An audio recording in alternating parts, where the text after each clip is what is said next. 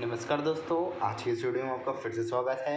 दोस्तों, अगर आप हमारे चैनल पर पहली बार आए हैं तो चैनल को सब्सक्राइब करें और घंटी के आइकॉन को जरूर दबाएं ताकि नए वीडियो की नोटिफिकेशन आपको मिलती रहे।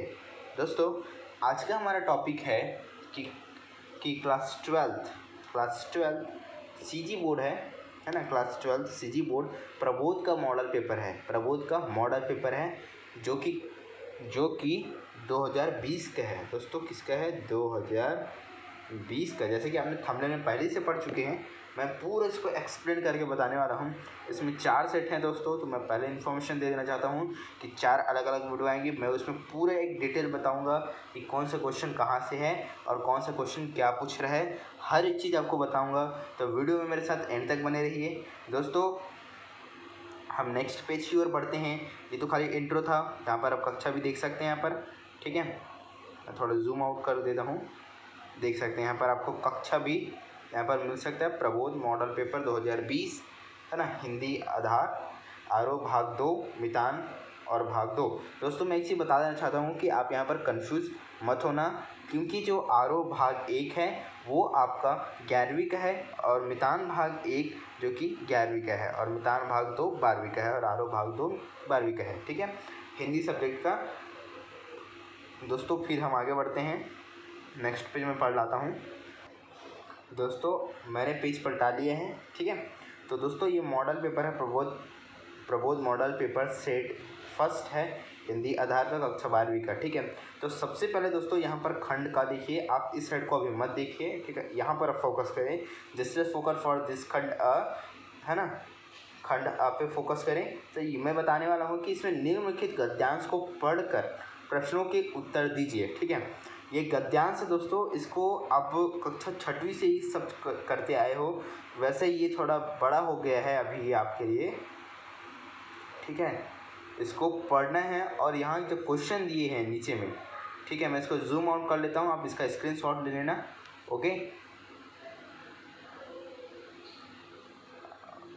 अभी आप यहाँ स्क्रीनशॉट ले लीजिए या पढ़ते जाइए, ठीक है, जैसा हो। 2 टाइम्स स्क्रीनशॉट ले लीजिए, 1 टाइम में नहीं हो रहा तो, ओके। अब यहाँ पर आपका ये जो क्वेश्चन है, ये क्वेश्चन यहाँ पर स्टार्ट हो चुके हैं, ठीक है, देख सकते हैं। सबसे पहला क्वेश्चन है कि वर्तमान युग में युवा वर्ग की क्या भूमिका है ना, क्या स्थिति है, सॉरी, वर्तमान में युवा वर्ग की क्या स्थिति है, ये क्वेश्चन है फर्स्ट। और सेकंड क्वेश्चन है कि स्वतंत्र भारत की नम्रता तथा स्वाभिमान से क्या संबंध है। नम्रता से लेखक का क्या अभिप्राय है। स्वर्ग गमन तथा अपना पराया का समास विग्रह कर समास का नाम बताना है यहाँ पर, ठीक है। हमें अपने से बड़ों के साथ कैसा व्यवहार करना चाहिए, ये है। अब दोस्तों, हम चलते हैं यहीं पर कि सेकंड क्वेश्चन की ओर, ठीक है। तो सेकंड क्वेश्चन से पहले अपने को 2 और खंड का से जो गद्यांश मिला था वहाँ से 2 और क्वेश्चन है, 6वां और 7वां, जो कि सबसे पहला क्वेश्चन है कि नम्रता वह भूपन से प्रयुक्त प्रत्यय लिखे, ठीक है। प्रस्तुत गद्यांश का उपयुक्त शीर्षक लिखे, ठीक है। जो गद्यांश है, ये जो हमने गद्यांश है, ये खंड का इसका उपयुक्त शीर्षक लिखने आपको पढ़ करके, ठीक है। अब यहाँ पर आपको सबसे सेकंड क्वेश्चन आपको मिल जाता है कि निम्नलिखित काव्यांश को पढ़ करके, है ना, पूछे गए प्रश्नों को उत्तर देना। जैसे कि हमने पहले देखा था, सेम चीज़ यहाँ भी है, लेकिन वो गद्यांश था, ये काव्यांश है। काव्यांश मतलब कि इसको पढ़ना है, समझना है, उसके बाद आंसर देना है, ठीक है, ओके। हम फिर आप स्क्रीनशॉट लेते जाइए, ठीक है, इतना आप स्क्रीनशॉट ले ले पहले, फिर मैं आगे बढ़ाऊँगा।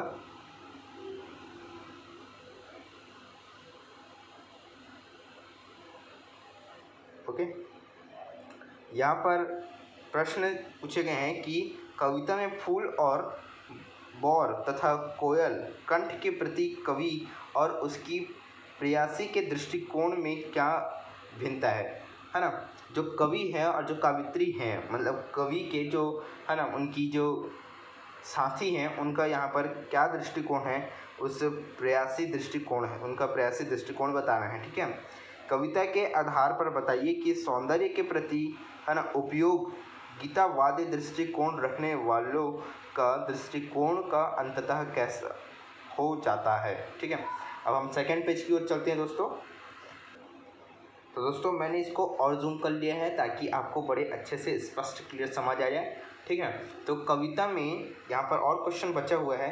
तो कविता में उल्लेखित जन्म भर की यह यातना से कवि का क्या अभिप्राय है। ठीक है, इसको बताना है आपको। ठीक है, कविता के अनुसार हंसी, गद्य और गीत सब मुक्ति में ही है, ये बताना है। ठीक है, कविता में बुझे मन और हत प्राणों का क्या कारण बताया गया है, इसको भी बताना है आपको। ठीक है दोस्तों, अगर इस वीडियो को अगर फुल्ली आप देख लेते हैं, पूरा देख लेते हैं, तो आपको फाइनल एग्जाम में तकलीफ नहीं होने वाला है। क्योंकि मैं एक चीज़ बता देना चाहता हूँ कि कैसा क्वेश्चन ढूंढा गया है ना, कैसा क्वेश्चन आने वाला है, वो इस संभावित पेपर सेट में आपको मिल जाएगा। और आप देख सकते हैं, मैं पूरा एक्सप्लेन करके आपको बता रहा हूँ। ठीक है, तो यहाँ आपको कोई टेंशन वाली बात नहीं है, यहाँ पर कोई घबराने वाली बात नहीं है। तो यहाँ पर देख सकते हैं आप, प्रश्न नंबर खंड नंबर ख स्टार्ट हो चुका है। तो निम्नलिखित में से किसी एक विषय पर अनुच्छेद मतलब कि एक निबंध लिखते हैं, वैसा ही अपने को लिखना है। ठीक है, अगर आपको देखना है कि अनुच्छेद कैसे लिखते हैं ये, तो बिन पानी का सब यह हमारा देश भारत और उसके प्रति कर्तव्य, तो मैं स्क्रीनशॉट लेके आपको इसी स्क्रीन पे दिखाऊंगा। आप थोड़ी देर रुक जाइए, इसको मैं बता देता हूँ, उसके बाद आपको इसी स्क्रीन में दिखेगा आपको। ठीक है, किसी एक पर मैं स्क्रीनशॉट लेके आपको एक्सप्लेन करूँगा, बताऊँगा। ठीक है, ये आपके सामने पेश करूँगा। ये सारे क्वेश्चन आपको यहाँ मिलेंगे करके ये दे दिया गया है यहाँ पर हिंट आपको।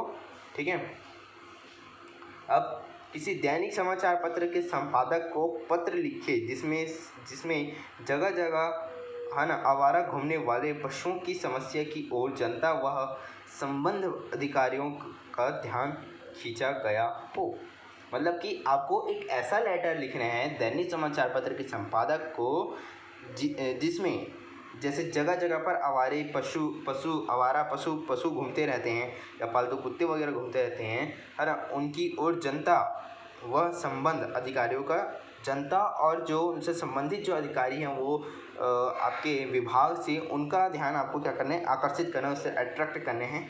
उसके लिए आपको समाचार पत्र के संपादक को क्या लिखना है, लेटर लिखना है। ठीक है, अब अथवा में यही दे दिया है कि दिल्ली प्रशासन के स्वास्थ्य विभाग की ओर से हरियाणा सरकार के स्वास्थ्य सचिव को स्वास्थ्य विभाग की ओर से हरियाणा सरकार के स्वास्थ्य सचिव को अनुस्मारक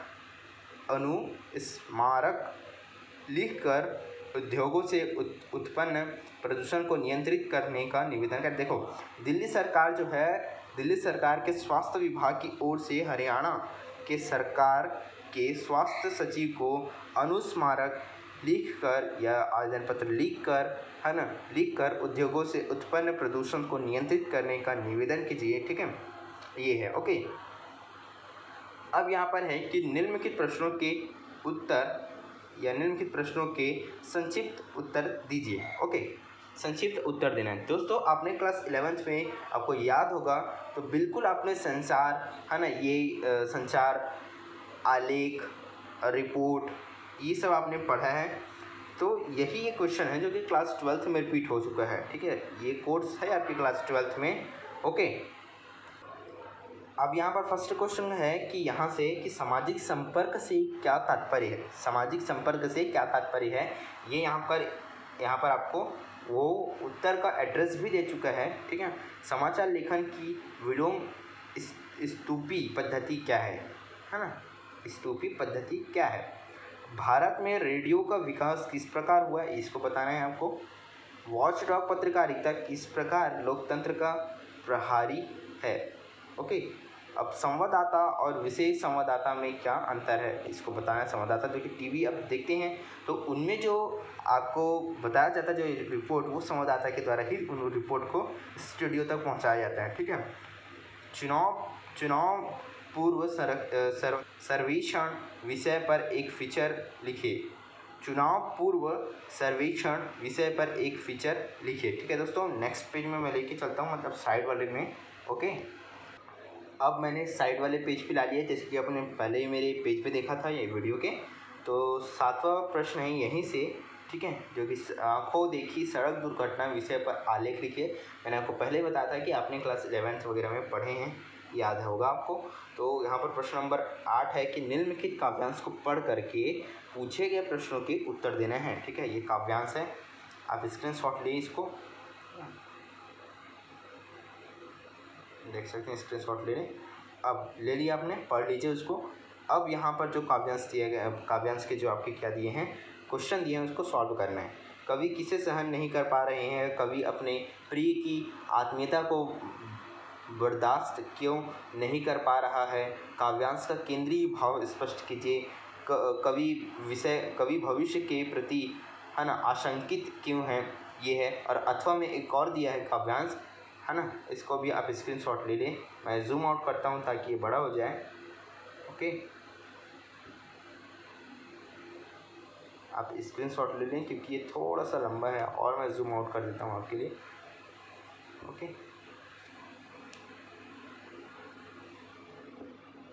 अब आप इसको एक पूरा स्क्रीनशॉट ले लें।